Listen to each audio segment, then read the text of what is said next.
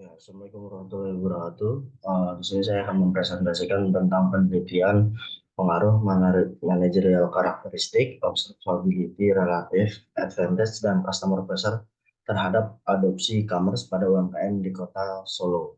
Saya Rizky Ahmadandi dengan NIM 140 120 4454. Oke, yang pertama itu ada gambaran gambaran umum objek penelitian. Kota Surakarta ini memiliki kurang lebih 11.157 UMKM yang beroperasi pada tahun 2022.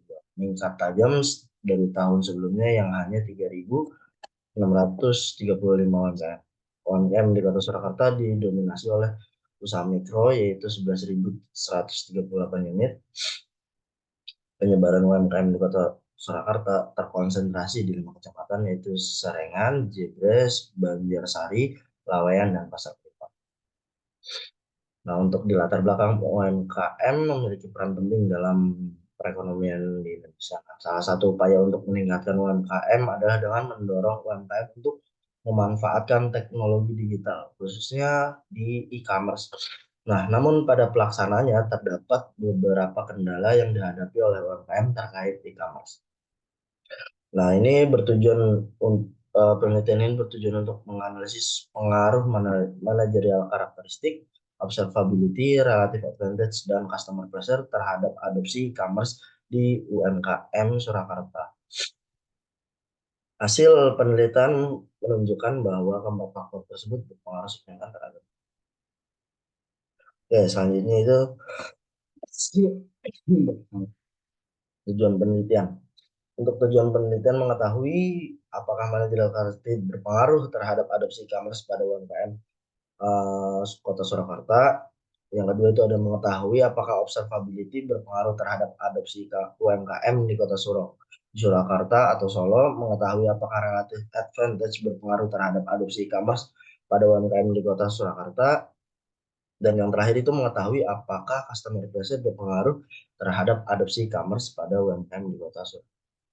Nah, untuk manfaat penelitian itu ada manfaat teoritis dan manfaat praktis. Nah, manfaat teoritis ini itu penelitian bisa menjadi panduan atau acuan untuk peneliti selanjutnya untuk pada bidang serupa. Nah, penelitian ini dapat memberi perspektif pengaruh manajerial observability, relative advantage, dan customer pressure terhadap e-commerce di UMKM Kota Solo.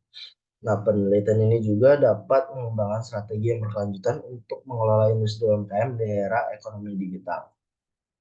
Untuk manfaat praktisnya itu penelitian ini dapat melihat perkembangan manajerial karakteristik, observability, relative advantage, dan customer pressure terhadap adopsi e-commerce di UMKM Kota Solo seiring berjalannya waktu. Untuk hasil penelitian ini dapat menjadi masukan bagi para pemangku kepentingan seperti perusahaan swasta, pemerintah daerah, dan masyarakat pelaku UMKM. Lalu penelitian ini pun juga merupakan cara untuk menerapkan teori-teori yang sudah dipelajari atau memperoleh gelar sarjana di Fakultas Ekonomi Bisnis Universitas Stanford.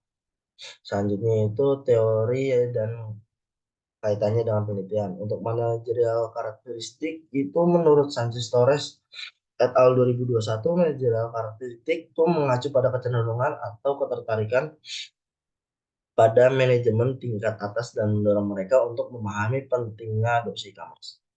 Untuk selanjutnya observability, menurut Sanchez Torres et al. 2021, observability dapat didefinisikan sebagai penggunaan e-commerce untuk memungkinkan perusahaan untuk menyelesaikan tugas dengan lebih efisien, meningkatkan kinerja produktivitas karyawan, dan memperbaiki cara mereka melakukan pekerjaan mereka. Relative advantage merupakan menurut Sanchez Torres ini merupakan upaya untuk meningkatkan keunggulan bersaing perusahaan, memfasilitasi reintermediasi yang efektif, dan menyesuaikan pelayanan dengan baik dengan kebutuhan pelanggan adalah cara untuk menjelaskan relatif.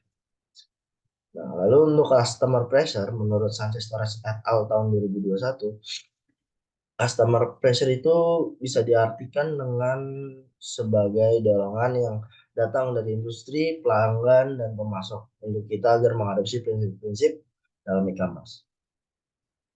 Nah, untuk yang terakhir itu ada adoption of e-commerce. E-commerce diciptakan untuk menjelaskan saluran atau media digital yang memfasilitasi kegiatan pemasaran serta komunikasi yang dipersonalisasi atau langsung sebelumnya, selama dan setelah penjualan. Selain itu, ini adalah saluran yang tidak hanya diterima tetapi juga dibutuhkan oleh pelanggan mengingat kedekatan dan penghematan waktu serta keunggulan yang melekat pada virtualisasi. Itu pada Ian Buck, Yadav dan Mahara dalam Sanchez Torres et al. Nah, berikut itu ada kerangka pemikirannya, yaitu ada X1 managerial characteristic, observability, X2 observability, X3 relative advantage, dan X4 itu ada customer pressure. Lalu untuk Y1-nya itu adopsi e-commerce oleh UMKM di kota Solo atau berikut adalah hipotesis manajerial karakteristik. Itu yang pertama berpengaruh kepada adopsi e-commerce oleh UMKM di Kota Solo. Yang H2-nya itu ada observability berpengaruh kepada adopsi e-commerce oleh UMKM di Kota Solo. Untuk H3-nya relative advantage berpengaruh kepada adopsi e-commerce oleh UMKM di Kota Solo. H4-nya itu ada customer pressure berpengaruh kepada adopsi e-commerce oleh UMKM di Kota Solo. Untuk metode penelitiannya itu, penelitian ini menunjukkan bahwa memiliki sifat itu kuantitatif menurut Chandra et al. Dan metode kuantitatif melibatkan penggunaan angka dan analisis statistik mulai dari pengumpulan data hingga penafsiran dan presentasi hasil. Itu pada Hardani et al. 2020 menyatakan bahwa metode kuantitatif banyak menggunakan angka saat melakukan penelitian. Dalam pelaksanaannya, penelitian ini menggunakan pendekatan deskriptif itu ya, pendekatan deskriptif. Sugiono 2023 itu 2013 menjelaskan bahwa deskriptif adalah statistik yang digunakan untuk menganalisis data dengan menggambar atau mendeskripsikan data yang telah dikumpulkan tanpa membuat kesimpulan yang dapat diterima oleh umum atau generalisasi. Lalu untuk populasi dan sampel, menurut Zahria et al. 2022, populasi merupakan keseluruhan dari objek penelitian yang dapat berupa manusia, hewan, tumbuhan, gejala, nilai peristiwa, sikap hidup, dan sebagainya yang menjadi sumber data penelitian. Sedangkan menurut Sekaran Bugi 2016 menjelaskan bahwa populasi merupakan sesuatu yang mengacu pada sekelompok orang, peristiwa, atau hal lainnya yang menarik untuk menjadikan penelitian. Maka pada penelitian ini populasi yang digunakan adalah unit UMKM di Kota Solo.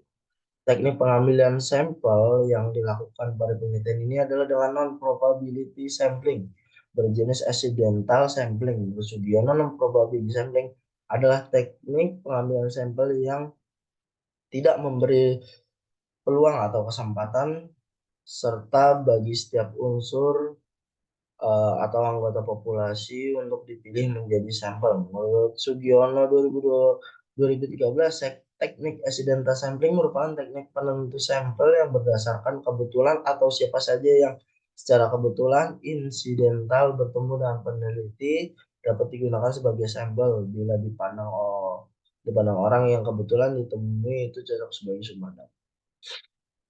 Nah, untuk teknik pengumpulan datanya itu metode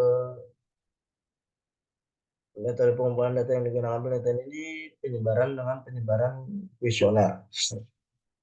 Sumber data yang digunakan dalam penelitian berupa data primer dan menurut yang pertama data primer menurut Chandra et al. Pada data primer adalah dalam bentuk verbal atau kata-kata yang diucapkan secara lisan, gerak-gerik atau perilaku yang dilakukan oleh subjek yang dapat dipercaya. Dalam hal ini adalah subjek penelitian, informan yang berkenan dengan variabel diteliti.